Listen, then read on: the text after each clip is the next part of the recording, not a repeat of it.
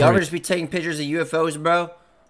Oh, that fly just went in my fucking throat. Reapers, what's is good? It's your boy Laser. You guys know Vibes back with another scary reaction video. He's loving this scary content, so I continue to deliver that for you guys. This is reacting to 6 most disturbing websites on the internet. Guys, there's so many fucked up sites out there. We'll dive straight into it. If you enjoy scary content, these are more scary videos in the future. It's the like button. You subscribe to a notification bell icon. I stream every night on Twitch.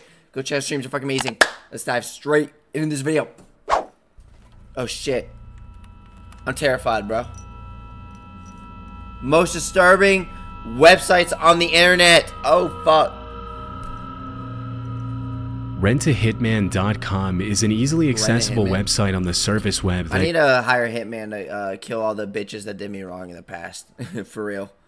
Hitman, go for that girl's booty. Go for that girl's booty cheeks right now. Please, please, please do me a favor. Claims to offer hitman services. The website has been functioning since 2005, and despite the disturbing claims made throughout the landing page, it's never been taken down and is still active to this day. Upon entering the site, you'll notice it's structured pretty similarly to any modern. So how do they keep the staff of Hitman? Like, is there like a full center of like Hitman? It's like robots, like not robots, kind of like fucking yeah, like in a way, like they just have a bunch of Hitman just ready to do your service. A bunch of people, straight murders, just like in a center, bro. You know what's crazy? The fact that there's actually like dead ass Hitman out there that are like actually ready to kill fuckers, bro. That are like actually being like holding services and shit. Crazy, man. That's some cartel type shit, though, you know? Website that wants to establish trust and credibility with its viewers, which upon initial inspection is a little jarring considering what's being offered. According to one of the claims on the site, Renta Hitman has a workforce of almost 18,000 US-based field operatives trained to take the life of anyone deemed a nuisance by the requester. One of the sections on the landing page describes the type of situations in which an ordinary person might find themselves in need of a hitman, such as getting bullied at the gym or office or wanting to get rid of an ex-partner. Can you hop on my dick? Interestingly, there's also a section with testimonials made by people who allegedly purchased the service and were satisfied with the result. Florida and his public relations crew at Renta Hitman were able to resolve a 5-year dispute in a matter of days. Highly recommended. Dude, these are like these type of whenever you see this shit on like websites, that's how you know it's fake, bro. Whenever it shows like some fake source, trust me, bro, it shows like some person and it shows like the review they said on that site. Like I remember I used to do those like gemstone hacks for like, what was it, Clash Royale, bro. You remember those generator sites, bro? We all tried one of them before, bro. Don't lie. You remember the Robux one, the Tix one, all that shit? I remember we used to go on those sites, man, and fucking we would go to like the generators and shit, and like the reviews would fucking say like this worked, it got like 1,000 Robux, highly recommended, all that dumbass shit. So stupid. Fuck out of my way, bitch ass fly. But you guys know what I'm saying? There's even a commercial on the site made with a voiceover by a guy with an Italian accent claiming his name is Guido. Guido? If you click on service request, you'll be taken to an order form with a caption that reads, "If you are seeking a service request or wish to consult with a field operative, you will first need to submit brief details of your inquiry for our review, and a field operative in your region will contact you at the email address to obtain further details and to schedule your free consultation. Additional verification documents may be requested during the process." What? If you haven't picked up on it by now, the whole site is satire, which is why it hasn't been taken down. It's sprinkled with obvious jokes and commentary that allude to its satirical nature, such as the claim, "We are 100% HIPAA compliant," which is apparently the Hitman Information Privacy and Protection Act of 1960. Does anyone even know what the fuck that is? What the fuck is that? The site was created in 2005 by a Bay Area man named Bob Inez while he was taking an IT course. Why does this picture look so fucking fake? I don't know why. Well, actually, no, this does look real. He looks scary, man. He looks like the type of person I would suppose would do. He looks sketchy as fuck. He looks exactly like the person I think would own this type of site. You know what I'm saying? Look how smiley he is. That beer's a whole crime, bro. That's a whole crime. Ugh. I don't like that. Ugh. Actually, it's not that bad. I think it's nice. I don't know, but you got like the water in the background. Yeah, I don't think that's a green screen. I think that's real. Interesting. One day during class, he and his friends decided to start a business together and use the name Renta Hitman as a play on words for their website. He low-key probably made bank from it. Not gonna lie, he probably did. Traffic and analytics business. Unfortunately, the business never took off, and Bob and his friends left the website unattended for several years. 5 years later, in 2010, he checked the mailbox. So what about the people that just straight up botched it from? I don't think anyone was stupid. No, maybe some people. I don't know. Associated with the website on a whim, and to his shock, he found hundreds of unread messages written by people all over the world with some pretty dark requests. As Bob later told ABC News, one of the messages came from a woman in Canada named Helen, who claimed she wanted. So are these people that like that he just technically exposed? Like, did they ever get like arrested or some shit? Like, did they actually just like? Can't you get arrested for like actually doing shit like this? I know it's like the seller's responsible for it, but like, well, I mean, to be fair, I don't even know.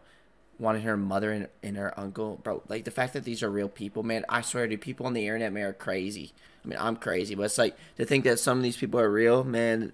Shit's insane. 3 of her family members murdered. After reaching out to her, Bob quickly realized the request was serious, after which he forwarded the message to law enforcement, leading to Helen's immediate arrest. You might think that a case like that is 1 in a million, but as it turns out, dozens of people have reached out to Bob over the past 15 years with a serious desire to take someone out. Anytime Bob and his crew get a serious request for a hitman, they immediately get the necessary authorities involved to prevent the requester from hurting someone. Dude, this guy just looks like he's ready to murk everyone. Well, literally. Josie Garcia, 21, was charged in April after he tried to apply to become a hitman through the spoof website. This motherfucker did like a whole application, man. Motherfucker thought he was like joining the goddamn like doing tryouts and shit. Hey, yo, guys, let me do tryouts for being a hitman. All right, let me get my fucking. Well, I don't have a gun, but I have a knife.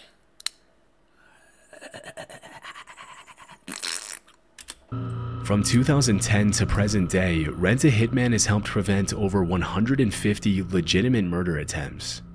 Although many of the messages Bob receives nowadays are obvious hoaxes, about 10% of the requests made by his website visitors have turned into real-life investigations, with many of them resulting in rightful. D. Ann Parkin, 30, from Ohio, was arrested after she offered a $1,500 diamond ring and $100 cash for the murder of a woman she wanted to keep away from my husband's family. What the fuck? Arrests. In 2021, a Michigan woman named Wendy Vine was arrested after making a legitimate request to have her ex-boyfriend murdered. Although she used a pseudonym when she contacted Bob, or Guido as he calls himself on the website, she used her real name when filling in the form, and Bob promptly called the Michigan State Police with her information. After her arrest, she was sentenced to 7 years in prison, which she is still serving to this day. 7 years in prison? What the fuck? Yo, she just looks terrifying. She just looks very suspicious and weird. For anyone with half a brain, it's pretty obvious that the half a brain, I have a peanut brain. I'm smart. Website was built as a joke. I choose to act I mean, there have even been news reports on Renta Hitman making it clear that the website was made for something completely different than hiring a real hitman. The dark web is not safe, but we are. Still, people have continued to confuse the website's purpose and have ended up expressing their murderous desires to Bob. Although it's pretty clear that the people who have used this site with a real intention to kill someone aren't very bright, the fact remains that Renta Hitman has helped prevent some pretty serious crimes from taking place. Shit, bro. Hidden Answers, The Onion. Ooh. Hidden Answers used to be what you could call a deep web version of Reddit, Quora, or Yahoo Answers. Basically, it was a deep web forum that could only be accessed by using specific browsers where users could ask any questions they wanted without running into the risk of being censored. As Hidden Answers was hosted on an unfiltered, uncensored part of the internet, some of the conversations that took place on the forum were naturally Tor.link is trying to dox us. You should be redirected automatically 5 seconds or click here if that doesn't happen automatically. What? Pretty disturbing. Using the Wayback Machine, well, Tor's how you like. Isn't Tor like the main browser to like do this type of shit? Isn't that how you like go to the dark web and all that fucking shit? That's like how you do it, right? Don't you got to use like Tor? Dude, I'm gonna be for real. Like, you know what's crazy? I've never actually like browsed the dark web. I don't have any interest to. But I'm gonna be complete for real. Curiosity low-key gets me sometimes. Like, I'm not gonna lie, when I'm bored, sometimes I feel like I just want to go on it just to like navigate around. You know, obviously not click any like download any shit or like that. But it's like people are always like, "Is there red rooms and shit?" Bro, red rooms aren't real. That shit's all fake and bullshit. No, there's no. I don't think there's. I think it was confirmed there was no evidence of like any real existing red rooms to actually like happen. I don't know. Maybe there might have been one. I don't think so. I think red rooms are bullshit. I think it's fake. But and for the people that like are wondering like what the fuck is a red room, pretty much it's like how do I say it? It's kind of like basically like there's a stream and then someone like tortures someone or whatever, bro, and then like the viewers like pay what you want to like do for it. It's fucked. Able to find some of these questions. One user asked if anyone could sell him a gun, while another asked for his fellow forum members to share a TNT recipe with him to make a bomb, claiming he wanted to use it to explode a tree or perhaps something bigger. A lot of the questions I found answered bordered on illegal, such as the one coming from a user who wanted to know how to print fake money, while another user asked for the best way to take the life of an annoying neighbor. Yeah, that man singing the jingles every day, bro. Jingle bell, jingle all the way. Old MacDonald had a farm. That made no sense whatsoever. Fucking, I don't have it right in my hand. We can find some useful stuff on DuckDuckGo. Just search a little bit. What the fuck? Some of these questions didn't get a lot of answers, but still, it makes you wonder what the people who did get their questions answered went on to do with that information. In 2023, Hidden Answers was taken down by the owner of the site, who claimed he was tired of Tor being used as a way for petty people to ask stupid, illegal questions instead of as a tool to combat censorship. As of 2024, the site is still down, and will probably remain that way for good. Keep it down. Keep that shit down, bitch. 𝐿Drux.com is a strange cult-like website dedicated to educating its users on how to transcend to the next dimension, or something like that. The website's pretty odd. Is that Elon Musk? What the fuck? And confusing, so you'll have to make your own conclusions about its real purpose. On the landing page, I found a strange There's image no of reality, only chaos. Through chaos. Chaos energy becomes will through truth, becomes illusion through illusion, matter becomes thought, through thought we become God. What the fuck kind of cult type shit is this? eye with spinal legs, along with a short paragraph that read, "There is no reality, only chaos. Through chaos, energy becomes will. Through will, truth becomes illusion. Chaos! Through illusion, matter becomes thought. Through thought, we become God. 𝐿Drux shall lead us to chaos." The next page gets a little more disturbing, as it's explained in pretty plain English that 𝐿Drux.com was built as an online hub for cult leaders from all over the world to share resources, gather information, and spread their beliefs. As per the strange text on the page, 𝐿Drux is some sort of multiversal cult looking to take over the world with a new form of spirituality. Ooh. If anything on the website is to be interpreted as true, the overall goal of the cult is to push the world towards some sort of technological singularity, but that's as much as I could understand. As I scrolled further down on the website, the pages started to get weirder and weirder. Dude, these are like, look on the right, the art's nice. I like this. I don't know why, but this just looks like an AI generator. This looks straight out like an AI fucking type generator type shit. Interesting. Very, very interesting. So interesting. Ooh. Got my eyes going. With many of the sections featuring random flashing graphics bright enough to possibly cause a seizure. One of the more eerie videos I found on the site featured Mark Zuckerberg's face contorting into strange shapes. Mark Zuckerberg puts up my pee-pee.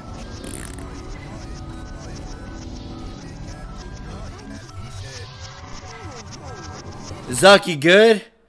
Did you have too many Facebook? Did you have Facebook for porn or some wait, that made no sense. Did you eat too much Facebook? Did you eat too many Facebook comments? What's the matter? Zuck. Putting that finger out my asshole? This is disturbing. This is very also featured on the site is whatever that noise is you just heard playing the entire time. By clicking on some of the links, you'll be taken to new pages introducing different kinds of deities in the strange cult, and from what I observed, there doesn't really seem to be an end to the site. But other than finding pages upon pages with meaningless information presented in visually distressing formats, strange psychedelic poems, questionable mathematical proofs, and endless puzzles in multiple languages. Man, he said that was heavy grass far fucking out. Hermes, what the fuck? We were really fucking into it. I couldn't really understand the point of the website. It's possible that 𝐿Drux.com was built as some sort of art project, or that it was really built as a way for cult leaders to connect online, but because there's not a lot of information on 𝐿Drux.com out there, it's hard to know for sure. The most I could find outside of the site were a couple of Reddit posts made by people claiming to be members of the cult, asking their fellow Redditors to join them on 𝐿drix.com and open their minds to transcendence or something. I'm not looking to take over the world. This has already been done. Yep, I was the person that did that. Dude, the synchronicities are crazy, man. I'm so ahead of my time, bro. Like, I be tracking, like, synchronicities and shit to me, bro. Like, through videos, like, all that shit. It's crazy. Your mind's like a little magnet, bro. Like, when you're on the frequency of the shit you desire, you just attract that shit to you. Like, it's crazy. Like, this has nothing to do with control and everything to do with freedom. But it's, like, it's just crazy to think that, like, I don't know, I just be tracking. Oh, what the fuck is this? Picked up some weed from my neighbor who's intimidated. Beautiful black runts. The form is 𝐷𝐸𝐴𝐿ians. This is amazing on so many levels. Okay, wild. What the fuck are those shrooms? What the fuck is that? I can't tell. But that's about it. Beautiful black runts. Since he was 15 years old, John Greenwald Jr. became obsessed with understanding the inner workings of the US government, especially in regard to UFO-related confidential documents held by the CIA and other agencies. Since 1996, John Greenwald has leveraged the Freedom of Information Act, or FOIA, to gain access to more than 2 million pages of previously confidential documents. The National Military Command Center. What? These documents include revealing information on alleged UFO sightings, the JFK assassination, chemical, biological, and nuclear weapons, and top-secret aircraft that the government does not reveal to the general public.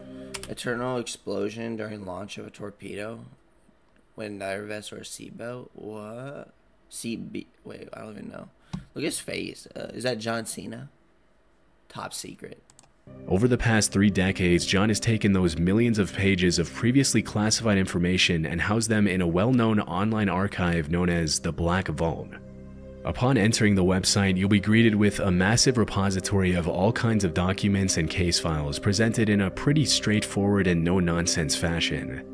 One of the things that makes the Black Vault stand out is that it doesn't present any of the information contained in official documents as true, and the language used in the case descriptions doesn't give off any conspiracy theory vibes at all. I'm scared. The site simply lays out all the information from the documents that John and his team have acquired from the government in the most objective way possible.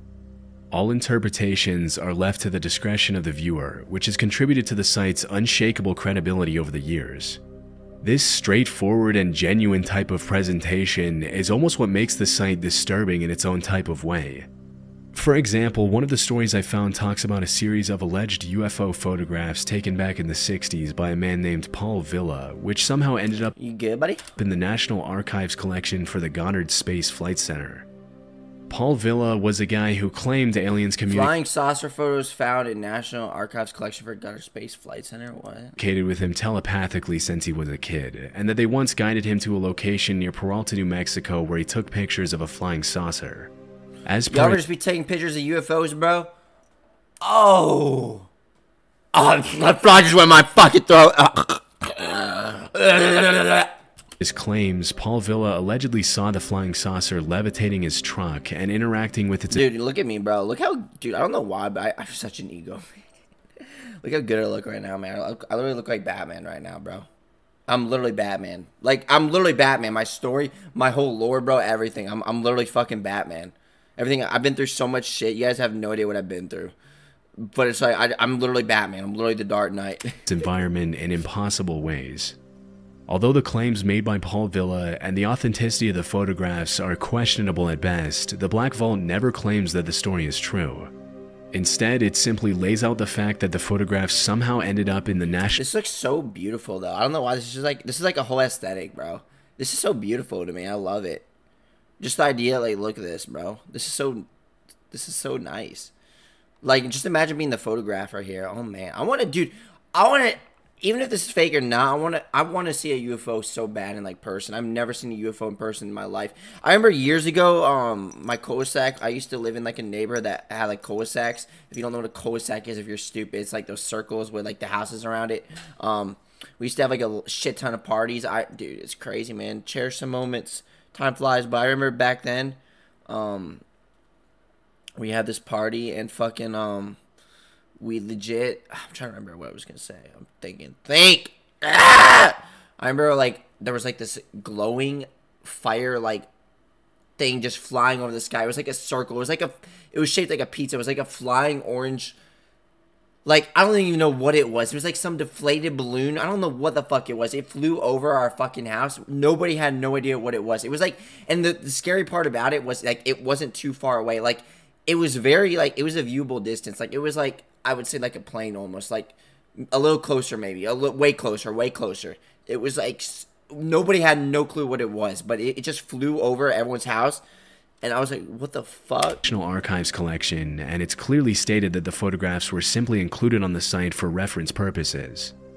One of the other recent stories on the homepage that caught my attention listed all the documented incidents in which the White House dog has bitten a Secret Service agent. As per the official government documents, documents reveal White House dog commander's biting incidents. What? Incident occurred on June 15, 2023 when an agent was bitten by Commander, the White House dog. Because the agent spilled a lot of blood on the floor of the east wing of the White House due to the dog bite, public tours had to be delayed for about 20 minutes while the cleanup staff took care of the mess. Dude, look at the tennis ball. Why did my sound just mute? What the fuck? Look at the tennis ball. Doggy!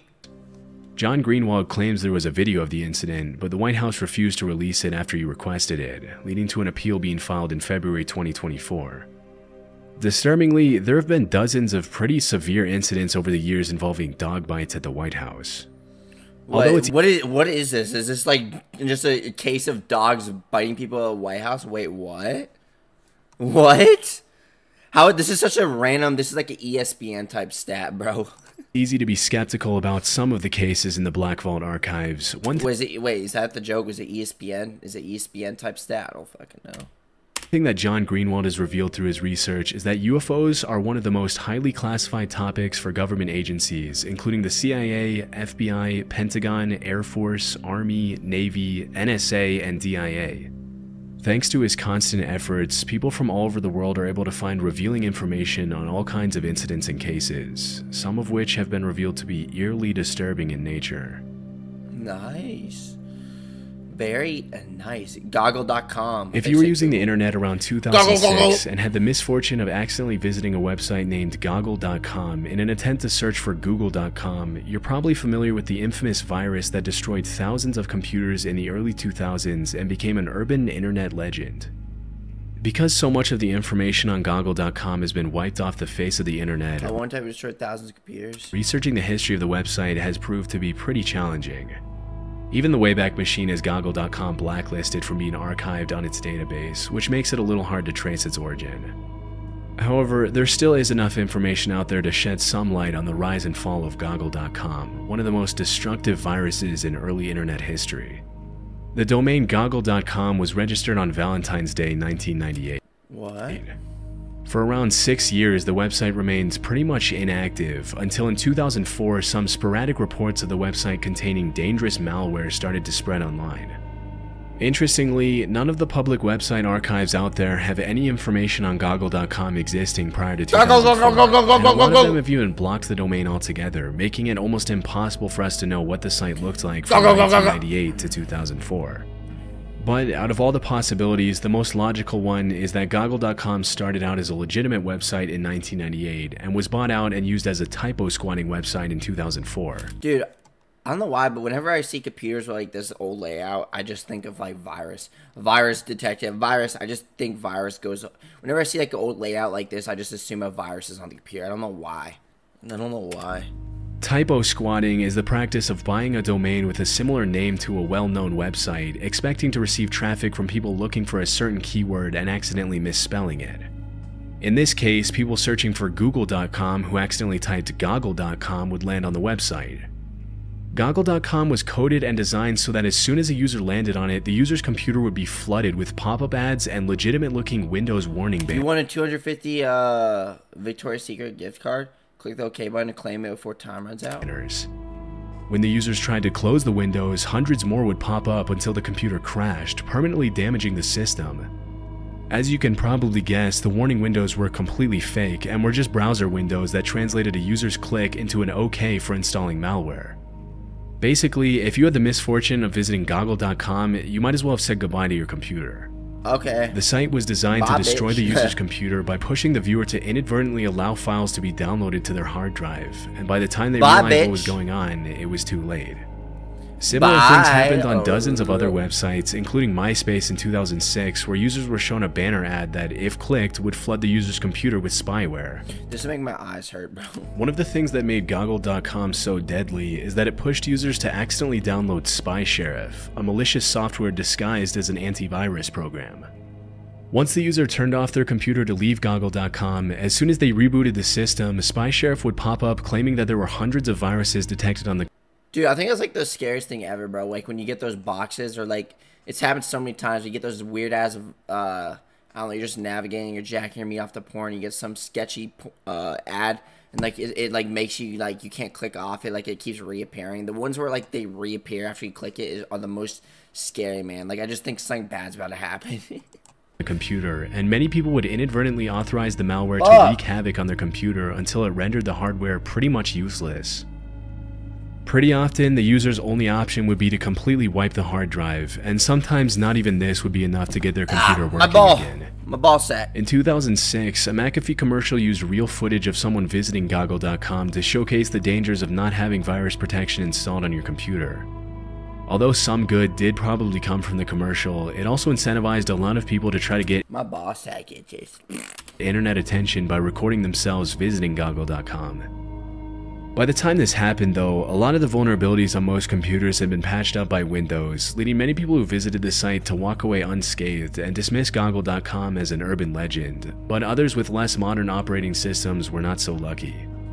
If the idea that something like this could happen on the internet seems crazy to you, keep in mind that this was back in the Wild West days of the internet. Wild West, dude, when Google used to look like this, man. Not like this whole layout, but just like the logo. The old Google, bro, I swear, bro, simple was always better. I'm gonna be real. I'm not trying to be like some nostalgia merchant here, but it's like, you guys get what I'm saying? I don't know. I just think it was low-key better in a way. In a sense, you know. Commercial operating systems weren't nearly as developed as they are today. Over the years, 𝐿.com has been acquired by different owners, taken down, turned into a malicious survey website, taken down again, turned into you have won a $250 Victoria's Secret gift card. Okay, I'm gonna claim it before time runs out. Fake flash download site, and taken down again. Overall, the crazy impact this virus had back in the day shows how far the internet and computers have come over the past 2 decades, and still serves as a reminder to tread carefully online. I shit my pants, my bad. Apocalypse Prepping is a deep website dedicated to providing detailed preparational instructions in case of the end of the world for any number of reasons. End of the world is fucking approaching. Flames go fucking. I love that song. That was one of my favorite songs, bro, hands down. But more recently, its focus has been on artificial intelligence triggering the end of the world. On the landing page, there's a series of paragraphs outlining what the site is for and bringing attention to the site owner's opinion of the severity of the issue. As per the introduction text, the site was made with the intention of showing people how to survive the apocalypse with the bare essentials while spending a maximum of 500 to 2,000 euro. There also includes a pretty ominous warning that reads, "After you have read this chapter, you will come to understand that highly dangerous superhuman AI systems are feasible by 2024 to 2027, and that many individuals and shady corporate entities will gain the power to wield them openly or covertly with a delay of maybe 2 to 4 years. Even just from the landing page, it's pretty clear that whoever made the site takes the idea of the apocalypse pretty seriously, otherwise they probably wouldn't have gone through the trouble of building out a website with 9 different incredibly detailed pages. The next section, titled The Threat, dives into why people should be a lot more worried about AI than they are now, outlining the main scenarios for the short-term future of society after the introduction of artificial intelligence, as well as some of the common fallacies people fall into when it comes to AI, such as judging the future based on the past, assuming linear growth, and herd mentality. Another section, named What to Expect, basically describes what the world would look like if the apocalypse happened today. Dude, the apocalypse happened today, what kind of apocalypse are we talking? We talking robot, zombie? We talking what are we talking, man? Ooh, fuck off, stupid fly. Nobody likes you. And let's just say it's a pretty fatalistic view. Based on this doomsday scenario, the site owner then goes on to describe. I think it's just funny how we have all these doomsday scenarios that happen like every month, it seems, and like they never happen. Oh, breaking news! Fucking 𝐿𝐴𝐺𝐻's gonna fucking, our meter's gonna hit the fucking Earth. Don't worry, guys. It's closer than ever. It's only 500 million miles away. What an ideal plan would look like to survive the apocalypse, including finding shelter, stockpiling food and water, and surrounding yourself with people you trust. I gotta say, it's pretty interesting to see how much time whoever wrote this put into designing the perfect plan to survive a scenario that's so unlikely to happen. From purifying dirty water, to food rationing, to financial planning, to making poison and using weapons, to wound disinfection techniques, apocalypse prepping seems to have covered pretty much every possible scenario for people looking to get ready for the end of the world on a budget. There's no information to trace the identity of the site owner other than his Proton email address, and maybe the fact that he's probably European based on his choice to include euros as the default currency throughout the site. Someone lick my pee-pee. Because of this, it's impossible to know if apocalypse prepping was made by someone who's actually preparing for the worst and wants to share their knowledge with their visitors, or by someone with way too much free time on their hands. Someone lick my pee-pee. Although, considering the mass amount of data and research that went into this, I lean towards the belief that the creator's presenting this seriously, leaving an eerie undertone to the site. Oh, damn, it's crazy.